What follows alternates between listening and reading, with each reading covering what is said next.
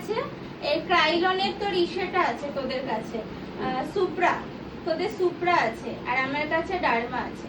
Derma আর সুপ্রার মধ্যে একটা difference আছে কি, ডার্মাটা তুই গরমকালে ব্যবহার করতে পারবি, এটা প্রচন্ড স্টিকি। আর সুপ্রা হচ্ছে তুই শীতকালের জন্য খুব ভালো, ওতে অয়েলের ভাবটা বেশি আছে। হ্যাঁ, ক্রাইলনের হলে দুটো থাকে, একটা সুপ্রা একটা ডার্মা। ডার্মাটা কখন আমরা ইউজ করছি, ওটা গরমকালে, শুধুমাত্র সামারেই আমরা ইউজ করতে পারবো।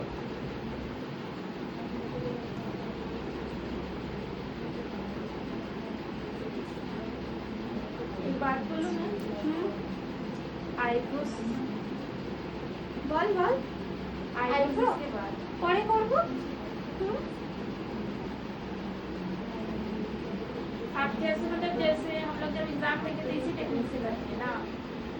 এটা এবার তোদের ওপরে,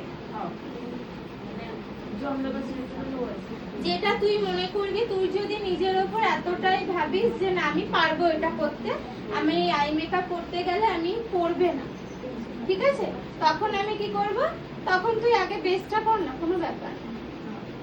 আমি যেমনি আগে কি বেসটা আগে করে নিই, দেন আমি কি করছি আই মেকআপ করছি, আইব্রোজ করছি, ঠিক আছে।